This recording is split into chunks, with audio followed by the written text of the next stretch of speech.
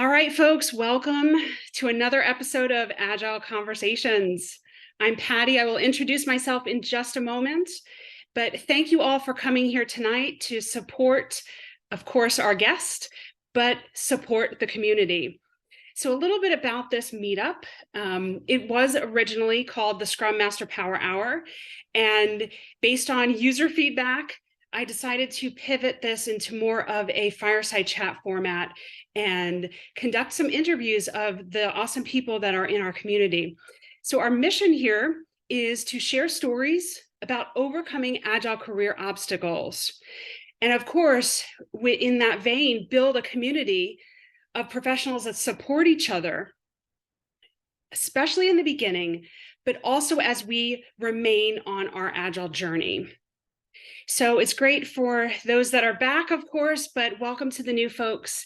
And I look forward to seeing you in our bi-weekly meetup. So my name is Patty. You probably know that. If you showed up here today, you probably know me from LinkedIn. I'm the founder of Agile Mindset Consulting. I do have a passion for Scrum and Agile, but I do have a special passion for Scrum Masters. And although Scrum Masters are often interviewed on this program, I am and will be inviting other roles because we all play a part in Agile journeys.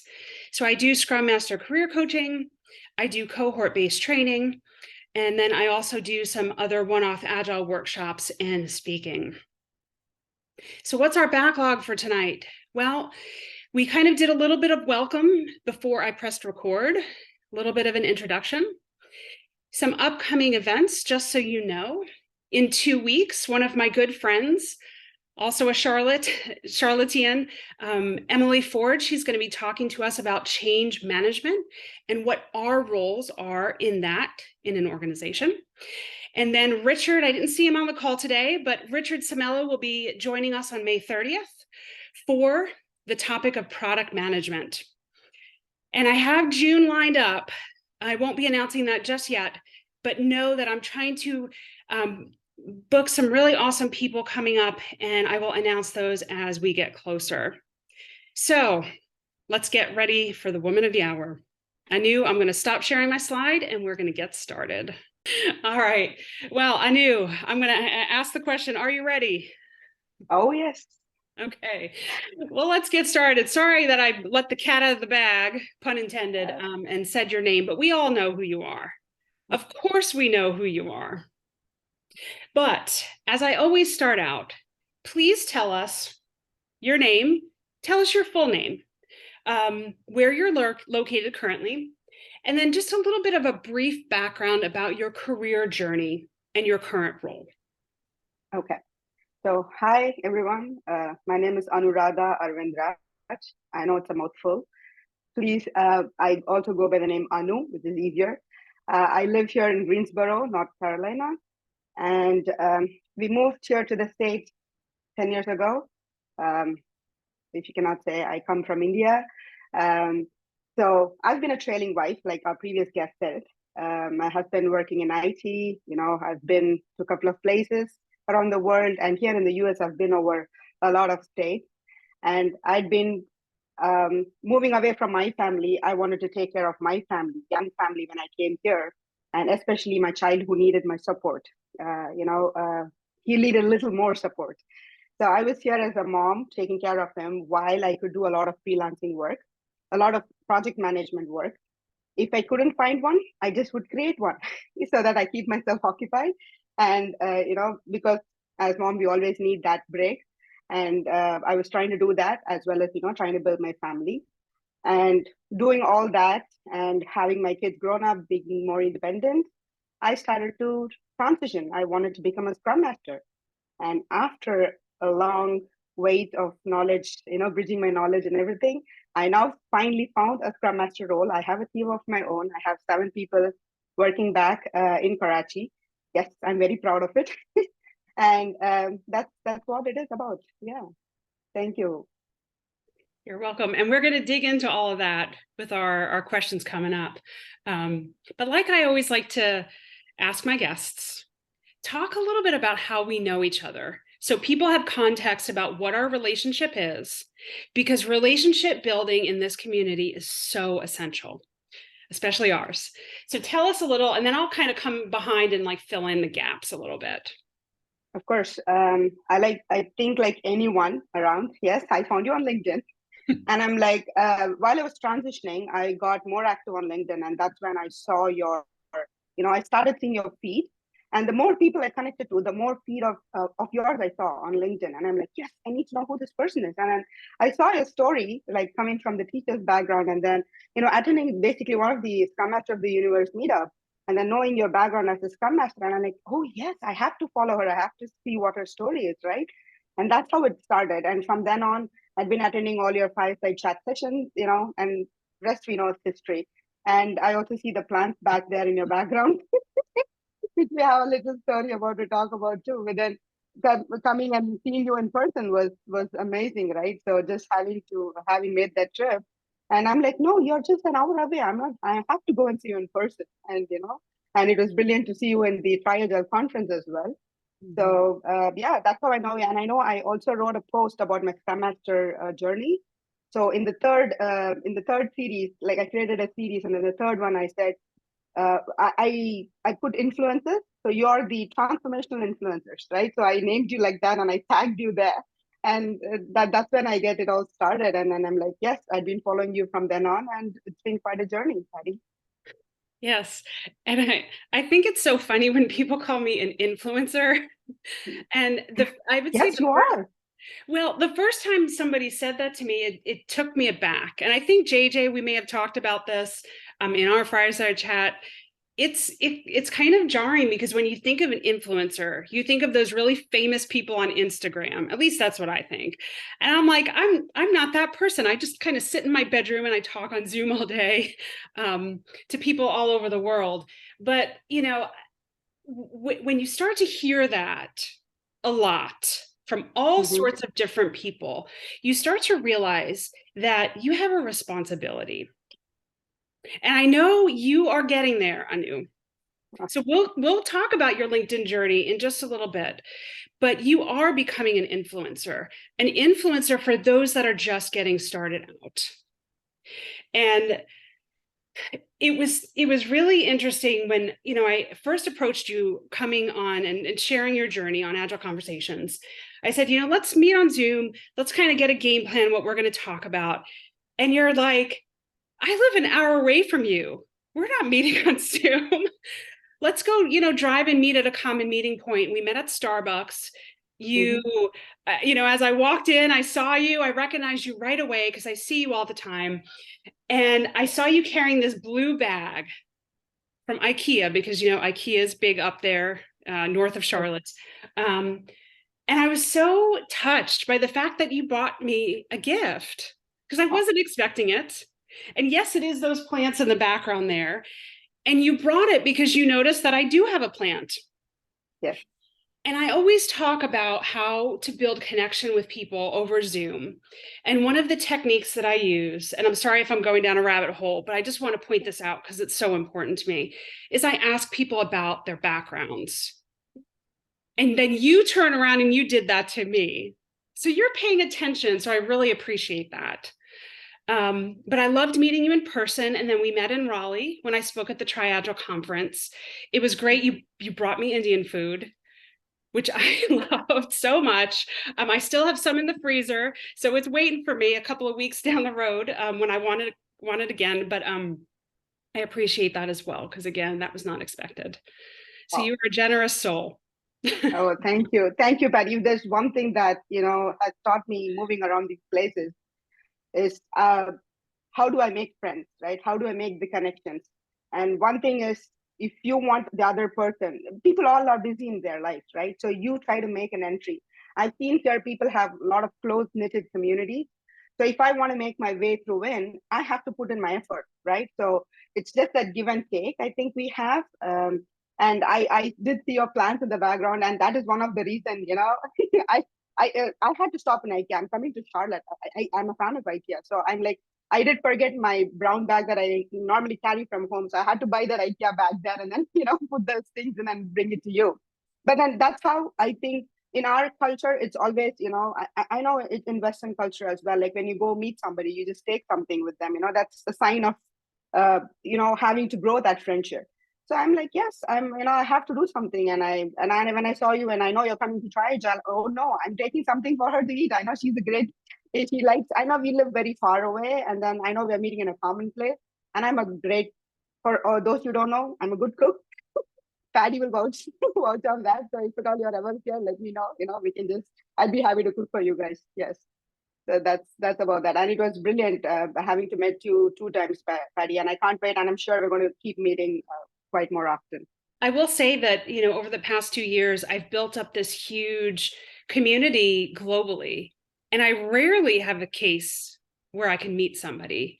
So I appreciated it so much. Mark, I think you're still in the room. I'm waiting for that one because you live an hour and a half down the road from me here in Columbia. So I want to hear that story about, the picture, right? And you don't have to tell it now. Maybe it's kind of later in our plan, but you are out there doing it. Everything I tell people that worked for me, you are going out there and you are doing it. And I'm confident that you will land a full-time Scrum Master role just because you're out there building relationships and being visible and creating your experience.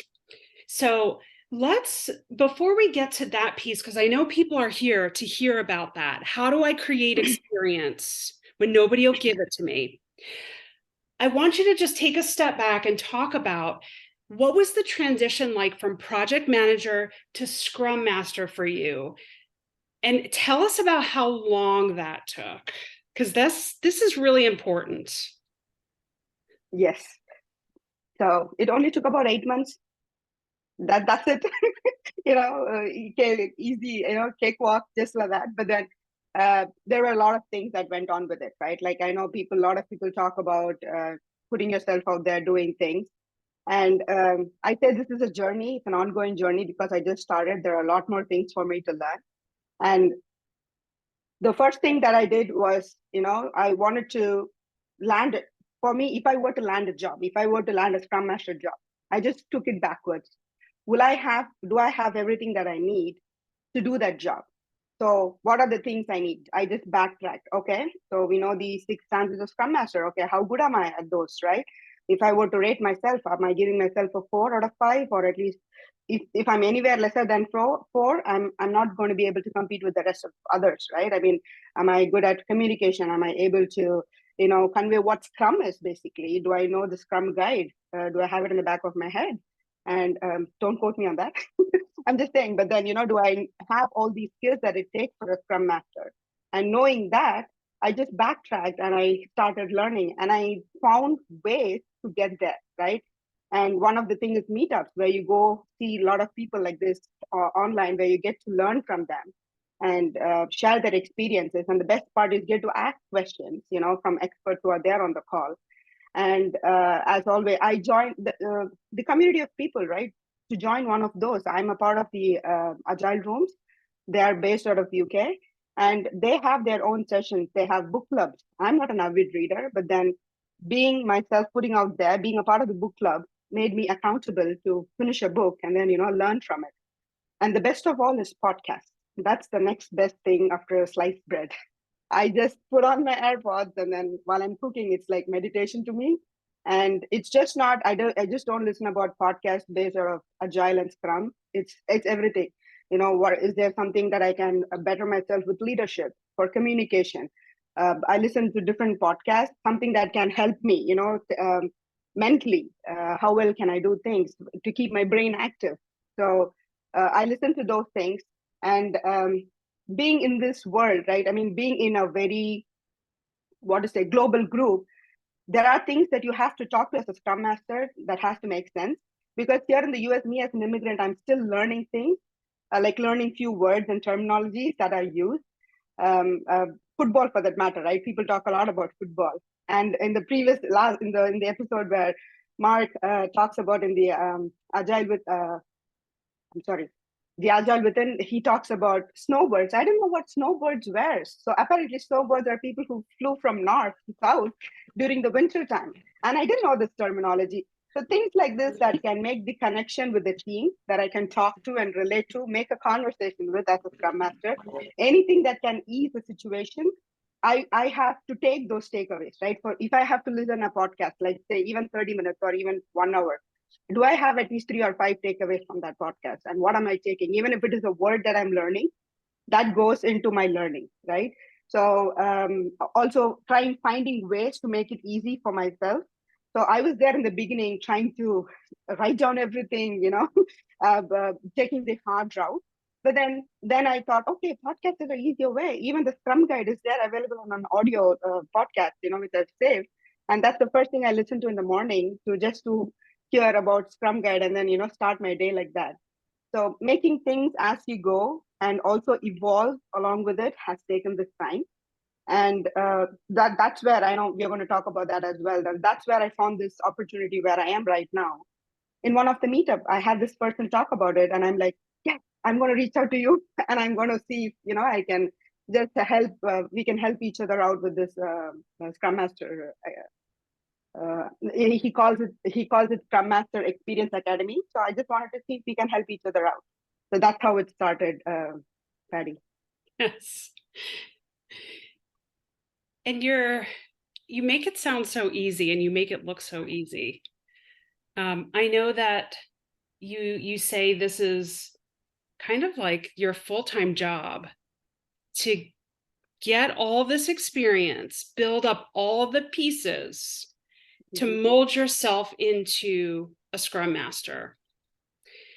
And I often say to people, and I said this before, if nobody will give you experience, you have to go out there and create it. And that also it throws people for a loop because they don't know what to do. And I say, you have to have your eyes wide open. You have to look for opportunities, and you have to raise your hand and not be afraid. So I know you took this opportunity in Karachi to be their Scrum Master. And it's early in the morning for you, right? Because you're no longer in India. So the time zone difference, but you're making it work. What I want to ask you about, because I don't even know this story, how did you get the role in Scrum Masters of the Universe? Oh, how did you get that opportunity? Yes, I just reached out. I reached out to Mark, who is a good friend, and I'm like, hey, Mark, you know what? I am actually doing a role as a Scrum Master. I am learning, and I want to get better at facilitating. So are you in need of another hand? Would you like another person? And I've been there to Scrum Master of the Universe, at least one. I don't miss their meetups at all. I know they have recorded sessions, but I want to be there live to be able to ask questions. So I'm like, Mark, is there a person that you need? And then Mark got in touch with the leadership team, with everybody, with Jamie and everybody, and he got back saying, you're in. I'm like, yes, I so look forward to this. And I'm like, be the technical part of it, right? I mean, I admire Scrum Master of the Universe. Like, I like how they do things. When someone is talking, you have the messages popping up in chat. It takes an army of people. It takes a village to deliver something good, right? So I'm like, yes, anything that can help, for me to learn and for me to also give back, because they've given me so much. And I just wanted to be give and take. And I reached out to him, and I was so happy when Mark came back. Would I have had this courage to ask him 4 months ago? Oh, no way. Because I knew I was not there. And I also knew that, Mark was, he always says that you're always there, you're present, you come to our meetups. But that was not enough. So taking that time to showing your consistency, and then to building that trust takes time. And then eventually I took the courage to go and ask what could go wrong. Probably he might say no, not at the moment. That's okay. I can still go back and say, I can hold him back and then say, hey, you know what, it's been 3 more weeks, I will need of a person again. So just asking helps. So I've come to that point where in life I ask things and I don't feel bad about it. Yep. And this is what it takes. And I appreciate that you say 4 months ago, you would have never asked, because it always goes back to, it takes time to build up a relationship with somebody before they know you and trust you with their baby, so to speak.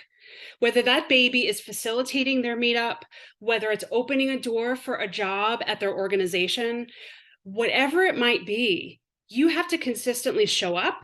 You have to raise your hand. You have to build a relationship. And then it's an easy yes for Mark. And I know Mark is on the call, but it becomes an easy yes for the person because they know you and they can trust you. But had you been this random stranger raising your hand and saying, Mark, he might, I know he's a nice guy. Mark, you're an awesome guy, but I'm going to speak for myself. I would say, like, let's wait a little bit, yeah, let's wait, Anu. So you really understand how to do this networking and relationship building thing. So I want to point that out.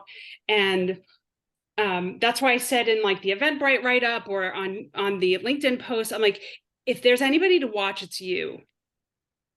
Thank you, Betty. You're welcome. So I want to go to our next question. I want to keep an eye on our time. What skills have you found that are really important as you're beginning this Scrum Master journey? What do you need to be able to do? And what surprised you that you didn't expect you needed? Right. So I have theoretical knowledge, right? So like everybody else, I got the certification assuming, I'd know a lot. Definitely not. There's a lot of knowledge building to be done post that. So out of those 6 stances, coaching, facilitating, when it comes to coaching, I just found out having my own Scrum team, how well can I coach the PO, right? How well can I coach the product owner? Because this is a team which is totally new to Scrum. So I'm there teaching them what Scrum is. And together we are setting up a process, a cadence, we're doing everything together. But when it comes to, for the product owner to write stories, user stories, how well do I know that myself? It's so easy. Everybody keeps talking of that template. As a user, I want so that. Boy, is it difficult to sit down and write one. And in life, I think life has always been very fair to me, and I've been a very lucky person. So apart from this Scrum Master role, I also do another volunteering role. This is a Texas-based organization. They help veterans with their mental health. So I found this opportunity through one of my mentors, and they follow Scrum to the T, right? They've been doing this for the past like 6 months. They have their own team. So I joined them there as a developer, and I started, writing content for them, however we can develop the product. And then they said, okay, we need a PO who's willing. Guess what I did? When I hear somebody say cats, I'm like, okay, this is a grenade. Okay, no, I don't want that. Probably a ball, yes.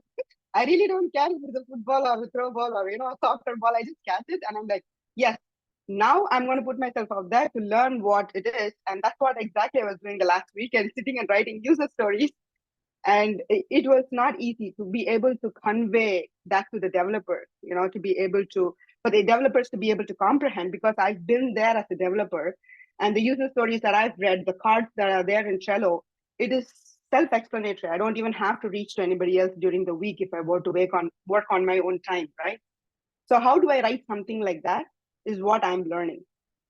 So as a product owner, if I know what I'm doing, I'll be able to coach my product owners back there in the team as a Scrum Master. So it's kind of that vicious circle, I guess, to be able to do each and everything. And that's about it, right? Understanding what it needs. And I did not know that. And I know a lot of people talk about just communication and everything. Me being an extrovert, the difficult thing for me was to just shut my mouth and sit and listen. And I'm like, okay. And this is a team back in Karachi where, they talk in a language that I don't understand. I do understand. It's just that I might need a little bit more help with it. And since we are doing the process, like I also want to offer my suggestions. So what I found out is, okay, I'm going to go off video so that when I don't see myself on video, I will not be able to give my suggestions. At some point, we want the team to come up with their own ideas and suggestions. So I don't say that anymore. I just go off the video. I just try things, right? Together, we are experimenting, we are learning together. So that was very difficult thing for me to do, I'll admit, being the person who loves to talk. not to talk and just to listen was because you also have, and that's what I think. I know where we're going with this. As a person who knows, who has a lot of technical knowledge, that's something that I have to stop myself from saying to the developers, because you don't want to give them your input, you don't want to give them your suggestions, right? But then you just want to sit there and listen to what is happening in the team, and if need be, jump in, and then just when you see things are going off track, just, hey, you know what? Let's come back in here, and then pull them all together. So yeah, if I think I answered the question. Yeah, I think it's always surprising when you land that first role and realize what it's like to be boots on the ground doing it, as opposed to watching videos, reading a book, talking to people. It's much more difficult to put things in practice, and you start to realize, you start to become very reflective about yourself and where are my blind spots, where am I causing an impediment for the team, right? Because I can't keep my mouth shut, or I can't open my mouth, right? Because I don't have the courage to. So it's really it's a transformation you go within yourself, and that's really the lifelong journey of being a Scrum Master and an Agilist. You mentioned technical, and there's always this debate, and I'm going to open this can of worms, right? Because I've been on this road too. There's always a debate about whether you need technical knowledge to be a Scrum Master or not. And people always bring up, well, Scrum teams are not always software development. Fair point, right? Whatever that technical, whether it's marketing or whatever you're developing, right? What are your thoughts around that? Being where you are on your journey, and do you see this as an obstacle to getting a job very specifically on a software team? Right. So that's a great question. I know Agile in itself, the manifesto was written around software, right? But then we have it spread around so many verticals right now. Like what I'm doing, both the work that I'm doing right now as a Scrum Master, as a product owner, has nothing to do with software. But still, we are using Scrum in any which way we can. But as you said, it's a choice. If I were to land a job without any technical experience as a Scrum Master, I would want to know the process, right? If it's like attending an interview, if I go to an interview and then there's only so much that I can research about the organization, but there are going to be few things that I don't know. And it's, and I'm going to be vulnerable. I'm going to say, probably that's something that I would like to know more about, or, just have a conversation with that person. And that's exactly what it takes with the team as well. Just being open, just being transparent, and then trying to learn. And if it with the little bit of OCD I have, probably I'll do my own research and then find things out before I can go ahead and ask somebody. But I do have that courage to ask. I know when to ask, and I know, and I respect people's time, right? So I know they have a job to do. So when you ask, how you ask matters as well. With regards to landing the job in software, I think technical aspect is one of it, right? But I think we have to let people see the other things that you have, the other things that a Scrum Master needs than just the technical part of it. Yes, I do see a lot of job openings, job requirements that say technical Scrum Master, where you are actually also being a developer and also a Scrum Master. I definitely cannot do that. At least I'm not there yet, right? I cannot develop anything. I'm not a software developer. But then, do I have the other skills that it needs to bring the team up, to make the team more effective? I think, yes, I'm there. But we not letting people know that is where I think the real struggle is. If we can say that I've been speaking with a lot of recruiters now, and then they see that I see you have a lot of transferable skills. I see that you have the you can handle a couple of teams, right? So they wouldn't say that if they have that confidence in me, or if they do not see what I'm doing or how I am putting myself out there. So I think it is just in our mind if you think it's going to stop you. But the learning that process, learning how to run inside, how the software development cycle works. I have my husband who's a tester, so I keep asking him a lot of questions. So even if it were to be technical, reach out to friends, if you were to attend an interview and see how it's going to be. But Scrum per se, I would see if I were to handle a team, if I were given a job, if I am done making the team effective, can I move on to another department, like a HR department, and see if I can help there, right? So that's what we are doing. That's what I'm doing with this current team, to see how we can put a process in. So it's basically, we say it's people over process. Yes, definitely it's people, right? But then can you understand, do you have the knowledge or the bandwidth to understand the process? And if not, have the courage to ask. So that's where I know we are at the time. Yeah, yeah. And it's important to point out that, a number of people on this call do not have a technical degree, but they went and they learned. So it's always possible to learn that information. You can take classes in coding. You can take classes in the technical aspects, so you understand more. You can empathize with those developers more. So, like LinkedIn Learning, right? I mean, there are a lot of courses out there that if you have the premium membership, you can go learn things from there and then try to see how you can implement it. Or the best thing is just look for volunteering projects. So I'm in the process of seeing if I can take an internship as a quality analyst, just to know what it takes, right? To in that cycle, is there something that I can learn so that I can help, so that I will understand the process better when I have a technical team? Is there something that I can relate to, rather than helping someone? If I can relate those terminologies better. So yes, as you said, just looking from the resources out there, just learning from it. I'm trying to learn more about DevOps right now. As and when I find the time, I'm doing like kind of 3 jobs at a time right now. But when I find the time, I do take the time to keep progressing and keep learning. Yes. yeah. Oh, Ravinder has raised his hand. Well, let's hold the questions until the end. So we'll chat for like maybe 10 more minutes, and then we can, Ravinda, you'll be first. So let's talk about LinkedIn. Let's talk about, how you got started and what it's done for you on your journey, right? Uh-huh. And a lot of us probably know some of the story because we interact with you on LinkedIn. But what has this done for you?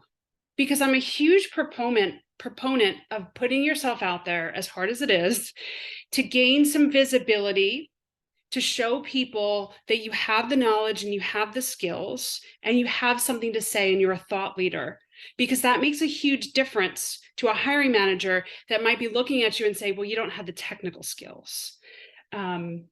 So tell us about how it's helped you, but also on the flip side, what's been difficult about it? Because those are Oh, the yeah. obstacles that people typically will allow them to get in their way and stop doing it altogether. Right. So yes, so LinkedIn is something I should have been active a long time ago. I wasn't, but it's never too late, right? So I just started, as and when I got the certification, I started getting on LinkedIn. And then, the main purpose of it was first to learn. Even before I started to write anything, I just wanted to see what the Agile community in LinkedIn has to offer. So that's where I started following people, started reading your content. And in that process, I started writing myself as well, because writing helps you put yourself out there. And then, people, one thing is, I learned a lot from writing. There are a lot of comments that you get, which you have when you have the growth mindset to look at it the right way and learn from it. And LinkedIn is the new Facebook, you all. I mean, I'm sorry, Mark Zuckerberg, but then it is more a product building for you right now, as I know JJ have spoken about it before. Just even when you go to conferences, right? People, when you talk to people and they want to connect with you, this is the first thing that they want you to connect on. They want, do you have a LinkedIn profile? Can we get connected here? And writing is liberating, but it can also be daunting doing it on a social media in front of so many people. But having that courage and having that growth mindset has helped me. I've learned from a lot of people who are on the call who are amazing content writers. They know how to write, they know how to engage people, right? But the end of it all is, what am I doing? So when I started out, I was trying to find people who will share the content, and that's how I was learning. I wanted to do the same. I wanted to give back, right? So that's why when I'm there at a meetup, whatever I've learned, I write that as one of the posts because I wanted others to see what it is. Just sitting in my, in my Notion is not going to help, but I can create a content and put it out there for people to know what it is, because again, it's that give and take that we talk about. And Agile is a community, the people in it, they are all so helpful. And I want to be that person. So that's how it started, right? I wanted to help people. I wanted to see if I hear something, I want to be writing about it. And yeah, that's the difficult part, is to look for the comments and take it in a very positive way, and make that as a growth mindset. That I would say was I did transition there quickly, because I know why. There are people who say things the way they say it. I love a few people on the call who put it very nicely, but taking that as your it's only for your good, it's only for your growth, is it's how I made that transition. And I learned a lot from that from LinkedIn as well, just from posts, not even from posts, from few comments. There are a lot I've learned about how to be a good Scrum Master, or how to handle team better and all those things. Yes. Yeah, and I agree with that. I've been on LinkedIn for about 3 years now, and at first, the comments are tough, right? And you never know what people's tone is, or what they're trying to say, or if they're making it brief because they only have a few characters. You just don't know. But it's very easy to read it in your own negative voice and take it personally. And although there are some that still trip me up, it's made me become more, I would say, empathetic. It's made me become more self-reflective and look at how I respond, and I have control over how I respond. But I also have learned a lot from people, because they will offer different perspectives and different points of view that I would never have considered before. And I always try to find something, some commonality, regardless of what the person comments back to me. I would say I'm 95% good at that. There's always those 5%. I'm like, oh, but it has been a journey. So as much as I've put myself out there and helped other people, I've gotten so much back from it. So to your point, it is a give and take. And I appreciate Absolutely. it so much. I think we're getting close to out of time here, right? So we can talk forever. I'm trying to figure out what question to jump to next. Okay, well, I'm going to let you pick. Anu, which question do you want to answer? 7, 8, or 9? Let's go with 7. Okay, let's go with 7. All right, let's talk about the fake it till you make it. Oh yeah. I loved how when we had one of our Zoom chats, you told me, I don't believe in that. Because that phrase is out there, right? Fake it till you make it. You just pretend until you figure it out. You don't agree with that statement. Tell us what you believe instead, because this is powerful, and I too believe this as well. Right. Call me naive, right? But then there are people who do this effortlessly. To them, I say good for you. But then to me personally, if I think I can fake it until I make it, I will lack the confidence, right? Because there are going to be situations when I have to do something or say something that is going to reflect on my work. And if I don't have that confidence to show that, it's going to make me personally mad, because I don't know. And that lack of confidence is something which puts me in that helpless situation, which I don't want to be in the first place. So having gone through this 8 months of journey is like trying to gain that confidence, right? If I were to become a Scrum Master, do I have everything it takes? Or I know not everybody knows everything before they land the job, but then at least do I feel comfortable enough, when someone is asking me a question, to answer it, or to even take that job? So instead, I think the better phrase to use would be, learn it until you can earn it, right? So if I can earn that title, or if I can earn that name saying, okay, you'll make you are a good Scrum Master, you do everything a Scrum Master has to do, then that's good enough, because that gives me the confidence. Even if I don't know something, I can, very proudly say, hey, can you help me with that? Because there I don't have to feel sad, or I don't have to cringe and ask, feel bad about myself. I can just ask, can you help me with this? Because I'm trying to figure out what this thing is. I've did my research as well, but then knowing from you guys what you do it every day, can you help me with this? So take it until you make it. Good if it works for others, but personally for me, I'm a strong believer of learn it until you can earn it. Yes, and that's also to do with personal values, right? I'm not from there, so that's why I said I might be too naive, but then that's how I feel about it. Yes. Yeah. And I think in some respects, people know when you're faking it. I mean, you want to have enough Yes. skills to be confident to show up and do the accountability, so to speak, but also being humble and saying, well, there are parts that I don't know, there's things that I don't know, can you help me? That's different than going out there and pretending you know what you're doing, because it kind of bleeds through. And for me, that's a very heavy mask to wear. It becomes exhausting. True. Absolutely, I agree So 100%, because that is very heavy to walk in with, right? Just to not have that amount of confidence. Let's say if I were to look at even from an interview point of view, right? I probably we can fake things. I know I've heard people do that, but then when you actually land the job, are you confident enough? That's how I started, just taking things backward. When I land the job, can I do what it takes, right? So yeah, take it until you make it. No, not a fan of it. all right, well, let's turn the questions over to the audience. I want to make sure that everybody has time now that we're seeing you in person. We have an opportunity to say something to you in this group format.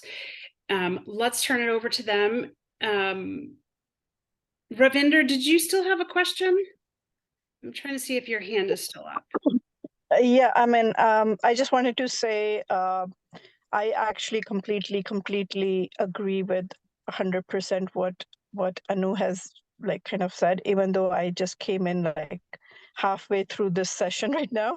But but I completely agree. Learn it till you earn it, and also the fact that you cannot fake it because you will lose it in the process of something that you desperately need from a perspective of a job. You will lose that job if you at the point where you really need it. So from that perspective, I completely agree with what Anu has kind of said it. And I'm a little bit concerned about my way of commenting sometimes, because I feel like I'll be judged, which is something I'm still kind of struggling with. So I wanted to ask Anu a question about that. Like, how did you go about, coming out of that situation of starting to write and take those comments um, and not being judged? Thank you, Ravinder. I appreciate it. But then, yes, I wish I can show you. I was telling my husband, I wish I recorded everything that is happening in the past 8 months. There have been times, Ravinder, I just sit in front of the computer, just this with my hands like this, thinking what I'm supposed to comment. It's like 10, 15 minutes into the post, I'm like thinking what I have to say, because first, as a beginner, I'm still learning, and two is like as you said, like we all have that fear. And then getting to that mindset again, as I talked about, just having that growth mindset, even if I'm wrong, right? Having that courage. I know it takes a lot more to be a devil's advocate in a room full of people who are experts, but then just trying to, the easier thing that I found is just paraphrase, right? Whatever you have read, just paraphrase it and then put it in your own words. What that post resonates to you, or what you have learned from it. So that is how I started commenting in the first place. And genuinely, if you can make it funny, well and good. You're going to have people just talk to you or want to connect with you more. But then just paraphrasing, that's all I did. Just read the message, take the time to read the post, and then think from your own perspective how it talks to you, and then just go ahead and comment it, and I hope that helps you, Ravinder. Yeah, no, that is very helpful. Another question to that is, like the writing piece of it, where you're saying, you started writing. So like, how do you make it more personalized? Because, you end up also, you might not come across that sort of a situation, but you might have the context around it from a theoretical standpoint. So how do you make it more personalized? Because it's hard to kind of remember, like, like how you talked about use case scenarios. you know it's hard to kind of know, okay, you're going through all these multiple clients, and you don't remember each and every person, like, how the processes have been with all different clients, but overall you have the exposure, but not being able to make you're not being able to pinpoint it, like right at the point of the interview even sometimes. So how do you come across that sort of situation? Commenting personally, like bring in your personal self, right? Like for me, I would just crack a joke or two, or probably I can make it. I have my own personality, right? I'm an extrovert. If I can show that in my message, there are ways that I do that. If you can't just use an emoji, right? Like just roll your eyes, or make a laughing emoji, whatever that can make that message that you're trying to convey a little more personalized. That's absolutely fine, because when you want to comment based out of your experience, that's going to take a while. So now I can relate from what I'm learning from being a Scrum Master, and I have a little more to say, because until now it was theoretical, but now coming from the practical side of it, I have a little more to add. But until then, I was just going, as I said, I was just paraphrasing, and then probably if I can, just make it however personal I can. Just if I were to talk like how I'm talking right now, if I were to convey that in a message, that's exactly what I did. And people who knew me, then they would read it that way, right? So I hope that I answered your question. Thank you, Ravinder. Yes, definitely. Thank you so much. Thank you. Appreciate it. Yes, and I would say, do some soul searching on what is important to you. For me, I go back to when I was a science teacher. I relate that to what I see in organizations now, because I'm passionate about science. So I spend time in my mind making the connections, and then I write about it. And it took some courage for me to do that at first, because I'm like, oh, nobody wants to hear about science. But what I found is people are like, wow, I never thought about it that way. So they see it as something unique. So I would say find what makes you unique and try to see Agile and Scrum through that lens. And people will find it different and interesting. Yes, thank you, Patty, for that. Yes, appreciate it. All right, who's up next? Any other hands up? I have a quick question. And by the way, it's really wonderful to see you in there. It's always great to see you. And that's kind of one of the things that I wanted to bring up. I see you everywhere. I see you at Agile meetups everywhere, all the time, no matter where I go. I could go to a remote Agile meetup in Timbuktu, and I will see you, right? You'll be there. So I know that you invested a ton of energy in these meetups, a ton of energy in learning about being a Scrum Master, a ton of energy in developing yourself to being the best Scrum Master you possibly can be. The question is why? Why do you want to be a Scrum Master? Why did you want to be? What is about the job? Excellent. That's a great question. Yes, exactly. And when Patty asked who's next, and I'm sure with the way Philip was looking, he's going to ask the next question. And yes, thanks, Philip, for that question. I'm very sorry. Wherever you go, you see me. I tell people that, I'm sorry I'm here. I'm sorry I'm there forever. But then, it's true, Anu, you're everywhere. So why do you do this? Oh, yeah, that's part of the learning, right? So coming from where I come from, to me, it's like, is there something that I can learn to be a better person tomorrow? So that's the reason. And especially getting into becoming a Scrum Master. Yes, I know I have the skills, but how best can I do the job is like how by constantly learning, going to meetups or, listening to podcasts and all those things. To answer Philip's question in detail, like why did I want to become a Scrum Master? The honest, straightforward answer that comes to my mind is I don't know if it sounds rude, but I think I can, right? It's because I know what it takes to be a Scrum Master. Doing a lot of projects around, being with people. I'm a person who lets people come up and take the stage. I've always been that person. And also knowing what it takes for a Scrum Master, because when I was looking to transition into a career, I had a lot of my friends come and say, probably you should think for something into product ownership, because you are seen for your work. And, because developers take pride. Scrum Master is the person who kind of, helps people do a better job, just kind of elevate them. And I'm absolutely fine with that. And that's what you do as a parent as well, right? I know it's a very cheeky thing to say, but then as a parent, you do that to your kids. You want them, you build them, you bring them up selflessly, and then you just see them fly away. And are they independent enough? And then can you sit back and think that, yes, I know they can survive, that kind of a feeling.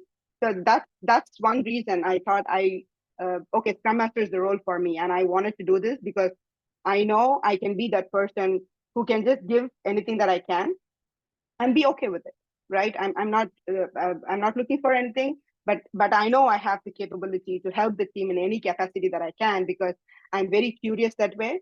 Not just curious in asking questions, but curious to go see what I can do better to help the team. And that's the only reason that I chose this particular field of wanting to become a Scrum Master in the first place. I hope I answered your question.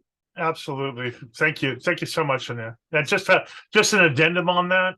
I know very few people who are better suited to be a servant leader than you. And I just wanted you to know that. Thank you, Philip. Yes. I see Rinchin's hand up. Yep, Rinchin, the woman of 2 weeks ago. Welcome. All right, last question, Rinchin. I'm asking it on behalf of all the team members, community members who are there, who are in the middle of transition, who are still figuring it out. Anu, obviously you're amazing. So we've spoken about it so many times. If you had just one practical advice, actionable advice that anyone can do right now, what would it be for everyone who's there in the community? Right. Great question, Rinchin. I know Patty had this question in mind as well. It's just that I would say have the abundance mindset, right? For me, when I was looking for help, I was also thinking, what am I doing to get the help, right? What I can offer so that I can.